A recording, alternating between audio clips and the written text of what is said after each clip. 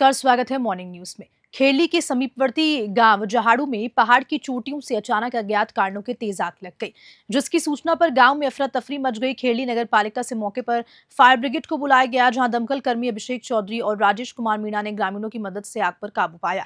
तेज हवा चलने के कारण आग फैलती जा रही थी। समय रहते आग पर काबू पा लिया गया, अन्यथा आग धीरे धीरे पहाड़ के नीचे आवासीय क्षेत्रों में फैल जाती, जिसे समय रहते काबू में कर लिया गया। वहीं दूसरी ओर गांव नबलपुरा में भी अज्ञात कारणों के चलते आग लगी, जिसे भी खेरली नगर पालिका की फायर ब्रिगेड गाड़ियों ने पहुंचकर काबू में किया। इन दिनों तेज हवाओं तथा अचानक तेज गर्मी से आग लगने की घटनाएं बढ़ने लगी हैं। खेरली से अखिलेश शर्मा की रिपोर्ट। राजस्थान दिवस साप्ताहिक महोत्सव के तहत गुरुवार को अंत्योदय कल्याण समारोह का आयोजन हुआ। प्रदेश के मुख्यमंत्री भजनलाल शर्मा की अध्यक्षता में भरतपुर में आयोजित राज्य स्तरीय समारोह का वर्चुअली माध्यम से प्रसारण कृषि ऑडिटोरियम टोंक के सभागार में किया गया। जिला स्तरीय समारोह के मुख्य अतिथि ऊर्जा एवं जिला प्रभारी मंत्री हीरालाल नागर ने कहा कि प्रदेश के मुख्यमंत्री भजनलाल शर्मा जी के पहल पर राजस्थान दिवस के उपलक्ष्य में साप्ताहिक महोत्सव का आयोजन किया जा रहा है। इसमें महिला, किसान, युवा, गरीब और वंचित वर्ग समेत समाज के विभिन्न वर्ग के कल्याण एवं उत्थान के कार्यक्रम आयोजित हो रहे हैं। इन सभी के पीछे हमारी सरकार की मंशा है कि जन कल्याण को सर्वोच्च प्राथमिकता देते हुए बजट घोषणाओं और जन कल्याणकारी योजनाओं का समयबद्ध क्रियान्वयन सुनिश्चित किया जाए, ताकि आमजन को इनका समय पर लाभ मिल सके। इस अवसर पर अतिथियों द्वारा विशेष योग्यजन को श्रवण यंत्र, wheelchair, tricycle, mobile phones, digital stick walker, कमर की बेल्ट, स्पाइल स्पॉट तथा स्वामित्व योजना के तहत 1500 लाभार्थियों को पट्टा मई कार्ड वितरित किए गए। साथ ही डेयरी, श्रम एवं राजस्थान कौशल आजीविका विकास निगम के लाभार्थियों को भी सरकार की योजनाओं का लाभ दिया। टॉक से ब्रजेश पार्डीवाल की रिपोर्ट। अब विस्तार हो रहा है शहर का, और उसके साथ साथ वो विस्तार होते होते ग्रामीण क्षेत्र तक पहुंच रहा है, तो उनको भी शहर से जुड़ करके और वो अवसर मिल रहा है। उन गांवों का अगर सम्मिलित किया जा रहा है, वहाँ भी उन गांवों में भी शहर की तरह विकास होता है, तो अच्छी बात है। और इसका स्वागत पायलट जी को भी करना चाहिए, स्वागत सबको करना चाहिए। हमारी सरकार एक अच्छा काम कर रही है कि गाँव तक जो शहर के नज़दीक आ गए और वहाँ भी विकास पहुँच रहा है, तो इसमें कौन सी गलत बात नहीं है। और निश्चित रूप से इसका सभी तरह के हमने जो ये नगर निकाय का जो परिश्रमण कर रहे हैं, उसमें निश्चित रूप से एक खुले दिल, खुले मन से कर रहे हैं, और उसका स्वागत किया जाना चाहिए। इस तरह की कोई राजनीतिक व्यवस्था की वजह से नहीं कर रहे हैं, और इसको राजनीतिक चश्मे से भी नहीं देखा जाना चाहिए। नागौर शहर खत्रीपुरा में गणगौर उत्सव की धूम रही। सारस्वत महिला मंडल ने मिलकर भव्य आयोजन किया। इस दौरान परमेश्वरी सारस्वत, गायत्री सारस्वत, राजल सारस्वत, सुमन सारस्वत, नीलम मित्तल और पूजा गौड़ सहित कई महिलाओं ने बढ़ चढ़कर भाग लिया। महिलाओं ने गणगौर के पारंपरिक गीत गाए और ईसर गणगौर की पूजा कर समृद्धि की कामना की। उत्सव में पारंपरिक नृत्य की भी शानदार प्रस्तुति दी। नागौर से मोहित रांकावत की रिपोर्ट। नागौर जिले के बडू गांव में सरपंच के भाई और पिता पर पिकअप चालक से मारपीट करने और सोने की चेन छीनने का मामला दर्ज किया। पीड़ित को गंभीर चोटें आई, जिसका इलाज परबतसर अस्पताल में जारी है। पीड़ित कैलाश राम के अनुसार उसका भाई राजू राम मजदूरों को लाने और छोड़ने के दौरान बडू गांव से गुजर रहा था। तभी सरपंच के भाई सुरेश माली और पिता मोतीराम माली ने उससे विवाद किया। शाम को वापस लौटते समय सुरेश माली और उसके भाई ने रास्ता रोककर राजू राम को गाड़ी से खींच लिया और लोहे की रॉड से हमला कर पैर तोड़ने की कोशिश की। गच्छीपुरा थाना पुलिस ने पीड़ित की रिपोर्ट पर मामला विभिन्न धाराओं में दर्ज कर हेड कांस्टेबल दयाराम को सौंपी है। बडू से मुकुंद सिंह नरोका की रिपोर्ट। बीकानेर के कोटगेट थाना क्षेत्र में परदेशियों की बगीचे के पीछे दो परिवारों के बीच पुरानी रंजिश और जमीन विवाद को लेकर जबरदस्त मारपीट हो गई। इस संघर्ष में आधा दर्जन से ज्यादा लोग घायल हुए, जिनमें महिलाएं और बच्चे भी शामिल हैं। सभी घायलों को पीवीएम अस्पताल में भर्ती कराया। पुलिस ने सूचना मिलते ही अस्पताल पहुंचकर घायलों के बयान दर्ज कर लिए। प्रारंभिक जांच में सामने आ पाया कि इन दोनों परिवारों के बीच पहले ही झगड़ा हो चुका है। बीकानेर से लोकेश भौरा की रिपोर्ट। बीकानेर के जिला उद्योग संघ में आयोजित स्पोर्ट्स समिट में राजस्थान क्रीड़ा परिषद के अध्यक्ष नीरज के पवन ने प्रदेश के खिलाड़ियों को संपूर्ण सुविधाएं उपलब्ध कराने की बात कही। उन्होंने कहा कि सरकार निजी संस्थाओं और पीपीए मॉडल के जरिए खेल सुविधाओं का विस्तार करेगी। खिलाड़ियों को प्रशिक्षित करने के लिए प्रशिक्षकों की भी उचित व्यवस्था की जाएगी, जिससे वे अधिक पदक जीत सके। युवा मामले एवं खेल विभाग की 28 बजट घोषणाओं को तय समय पर पूरा करने का भी आश्वासन दिया गया। इसके अलावा खेल संघों में पारदर्शिता बनाए रखने के लिए मॉनिटरिंग की जा रही है, ताकि खेलों का समुचित विकास हो सके। बीकानेर से लोकेश भौरा की रिपोर्ट। हाईकोर्ट के आदेश के बाद प्रशासन ने मेड़ता शहर के जैतारण तिराहे पर बनी दुकानों पर कार्रवाई शुरू कर दी। तहसीलदार राम सिंह गुर्जर, पालिका ईओ प्रकाश डूडी सहित प्रशासनिक टीम मौके पर पहुंचे और मुख्य सड़क पर स्थित शमशान भूमि में बनी दुकानों का नाप जो किया। अतिक्रमण की पुष्टि होने के बाद दुकानों के बाहर क्रॉस का निशान लगाकर उन्हें चिन्हित किया गया। इससे पहले भी प्रशासन द्वारा अतिक्रमणकारियों को नोटिस थमाए गए और दुकान खाली करने के निर्देश दिए। एसडीएम पूनम चोइल के नेतृत्व में की गई इस कार्रवाई से दुकानदारों में हड़कंप मच गया। प्रशासन का कहना है कि अदालत के आदेशानुसार जल्द ही अतिक्रमण हटाने की प्रक्रिया शुरू की जाएगी। मेरठा सिटी से सुशील दिवाकर की रिपोर्ट। डीडवाना शहर में संचालित जीवन ज्योति सेवा संस्थान में पिछले 12 दिनों से लापता रहे मदन लाल को उसके परिजनों से मिलाया।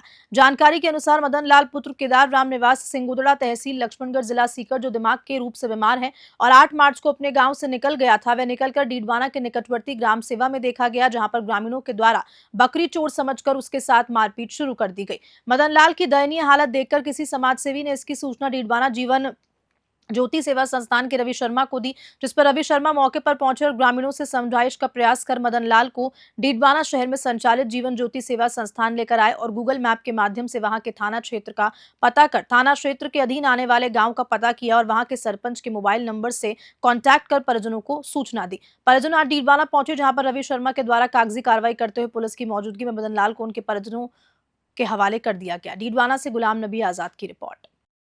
दादी बहुत दो एक बड़ी छोटी कताक दिन होगा तान ग्राउंड निकला ना दूसरे 8 तारीख ने रिसीव 8 तारीख ने हां बा ये जो मतलब अट क्या बुगे दे अठे तो कोई सुन ले रही है भगवान ये चट्टी से अल्ले बैठ लोगी ये कमल इधर है धरती को क्या एक उठियो बोबे गयो चप्पल से ले सकस चट्टी उत्ता का परिवार वाला थान लेपन आया थे जा रहे हो आगे सक गांव जा रहे क्या जी जो डरो जा राम जी क्या लाग रहे तान चौको लाग रहे मैं गांव जाऊंगा मार सिंह दे जाऊंगा मार भाई के मनुष्य जो जुआई हूं अच्छा अच्छा मैं जाऊंगा मार वो है ना बॉडी के सिंह दे जाऊंगा अक्सर मार मार पिस्ता नहीं तो राजी हो को नहीं गाँव जब हूँ गांव जाऊंगा जैसे ना अब गांव जाऊंगा जाजे बड़ी भी आइडिया ढूंढो राज्य जी मोसी डेला वाला राज्य में देवा मां जाऊंगा मैं बड़े दिनों में ठीक बार पिछला खड़ा जो फाले से चिंता करो हैं दौड़ डीडवाना में शारीरिक शिक्षा शिक्षक संघ राजस्थान ने खेल सामग्री की गुणवत्ता को लेकर गंभीर आरोप लगाए। संघ ने जिला कलेक्टर को ज्ञापन देते हुए कहा कि वित्तीय साल 2024-25 के लिए राजस्थान स्कूल शिक्षा परिषद द्वारा जारी टेंडर के तहत 22 करोड़ 29 लाख रुपए की खेल सामग्री Hansraj scientific metal work firm द्वारा विद्यालयों में भेजी जा रही थी, जो ब्रांडेड और गुणवत्ता युक्त नहीं है। संघ ने इस सामग्री की जाँच करवाने और इससे लौटाने की मांग की है। इसके अलावा बात करें तो पूर्व की भांति सीधे विद्यालयों को ही ग्रांट जारी करने के लिए आपको बता दें कि जरूरत के अनुसार खेल सामग्री खरीदी जा सके। संघ का कहना है कि पूर्व में इस व्यवस्था में राजस्थान स्कूली खेलों में देश भर में 5वें स्थान पर पहुंचा था। डीडवाना से गुलाम नबी आजाद की रिपोर्ट।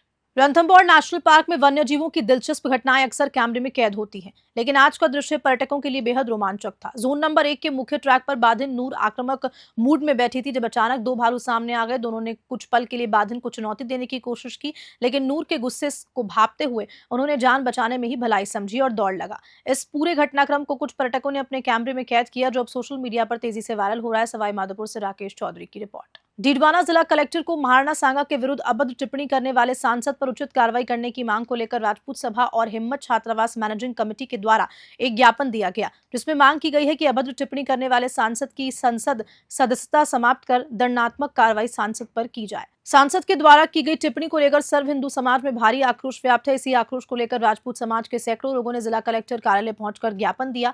इस मौके पर कर्नल दीप सिंह जोधा, कर्नल मदन सिंह जोधा, समाज अध्यक्ष भंवर सिंह कोनियाडा, अजीत सिंह, एडवोकेट मोहन सिंह, जीवराज सिंह देवराठी ने संबोधित किया और चेतावनी दी कि यदि इस संबंध में उचित कार्रवाई नहीं की गई तो समाज द्वारा उग्र आंदोलन किया जाएगा। डीडवाना से गुलाम नबी आजाद की रिपोर्ट। सभी महाराणा सांगा के विरुद्ध जो सांसद ने टिप्पणी की उसके लिए इकट्ठे हुए हैं और बहुत ही शॉर्ट टाइम में जो आपको इन्फॉर्मेशन दी गई थी उसके लिए आप इकट्ठे हुए, उसके लिए आपको सबको बहुत बहुत धन्यवाद।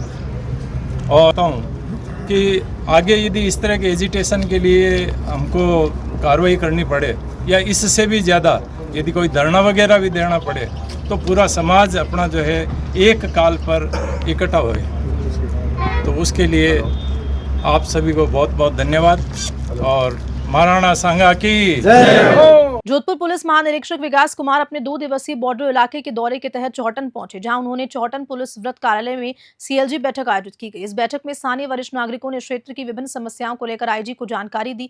बैठक के बाद उन्होंने गांव से आए दर्जनों फरियादियों की पुलिस से जुड़ी शिकायतों को भी सुना। आईजी विकास कुमार ने पुलिस अधीक्षक और डिप्टी थाना अधिकारी को निर्देशित किया कि आमजन को राहत देने और पुलिस के प्रति विश्वास बनाए रखने के लिए शिकायतों का जल्द समाधान किया जाए। इस दौरान उन्होंने चौहटन क्षेत्र के अलग अलग पुलिस स्टेशन का भी निरीक्षण कर कानून व्यवस्था का जायजा लिया। चौहटन से गौतम प्रजापत की रिपोर्ट।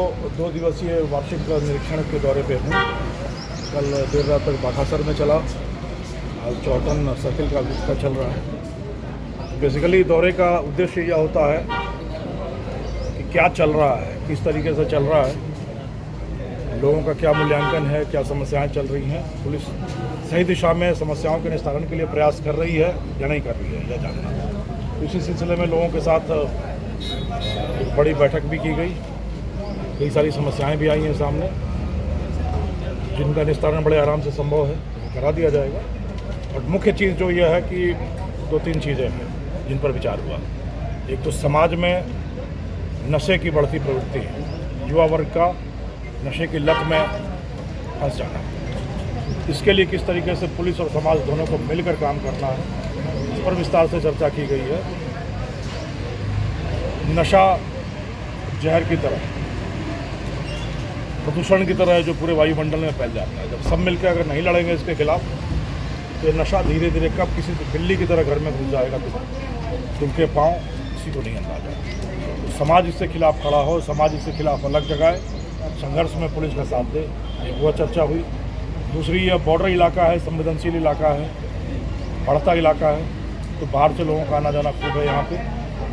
उन पर सजग रहना, सचेत रहना, सतर्क रहना, पुलिस के साथ संवाद का तार जोड़ के रहना। कोई भी संशय भरी चीज़ हो, शंका भरी चीज़ें हों, तो उसको पुलिस तक लाया जाए, यह संवाद से तो जुटा रहे, इस पर बात हुई है।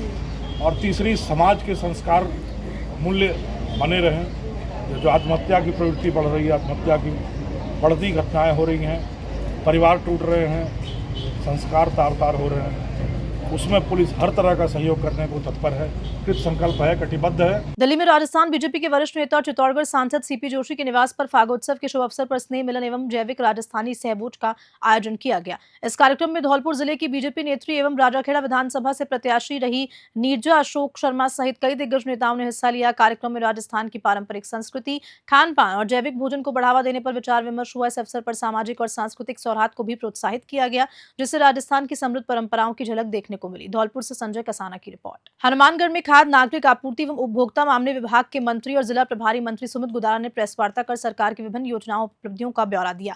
उन्होंने कहा कि राज्य सरकार ने जिले में 590 करोड़ रुपए की पक्का खाका योजना स्वीकृत की, जिसमें सिंचाई जल की बचत होगी और किसानों की आय से वृद्धि होगी। साथ ही हनुमानगढ़ में अंडरपास निर्माण के लिए 35 करोड़ रुपए का बजट स्वीकृत किया। सरसों की सरकारी खरीद में देरी के सवाल पर मंत्री ने कहा कि प्रक्रिया में बदलाव के कारण ये स्थिति बनी है, लेकिन सरकार जल्द समाधान निकालने की प्रयास कर रही है। हनुमानगढ़ से विनोद चौधरी की रिपोर्ट।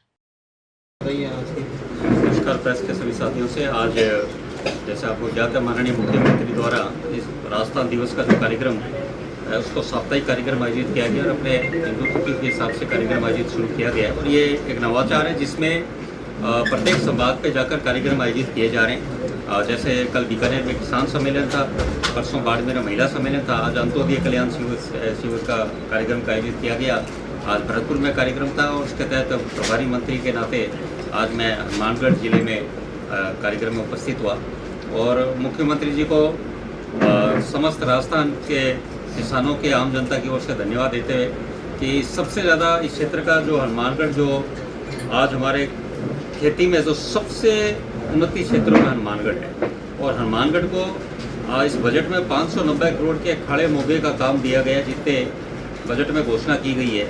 और खाड़े मोगे किसानों के लिए इस क्षेत्र की विशेष समस्या रही है। नहरी क्षेत्र की, चाहे इंदिरा गांधी नहर क्षेत्र हो, चाहे भाखड़ा डैम क्षेत्र का कैनाल का सिस्टम हो, उसमें समय समय पर मांग जनप्रतिनिधियों द्वारा की जाती रही, पर इसका निस्तारण किया मुख्यमंत्री जी ने।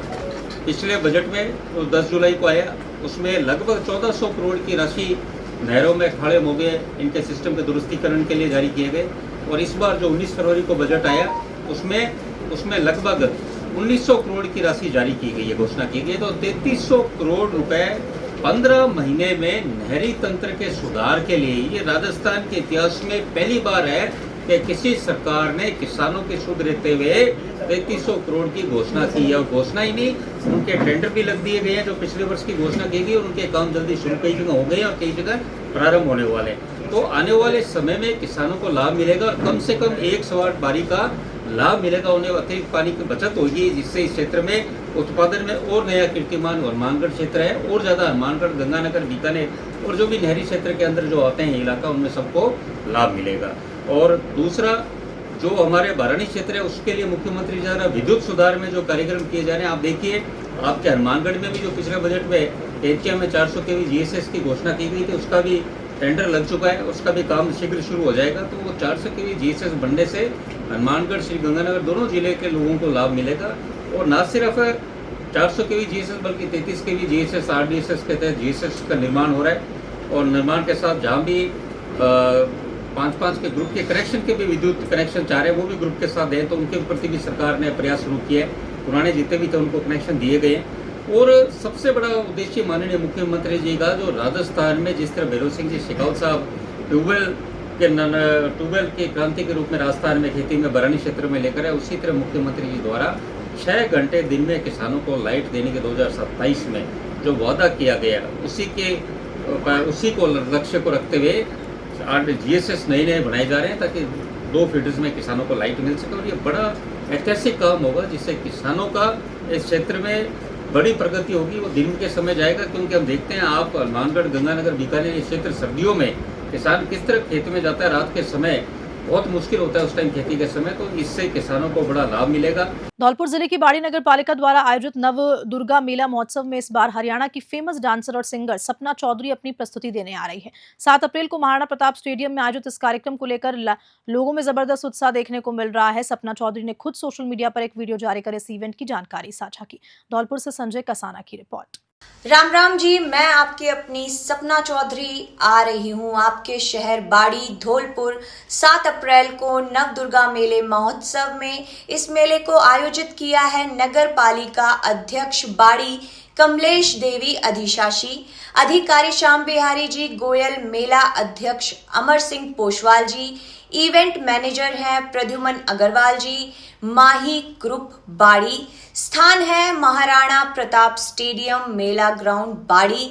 आप सभी को जरूर आना है, भूलिएगा मत। 7 अप्रैल।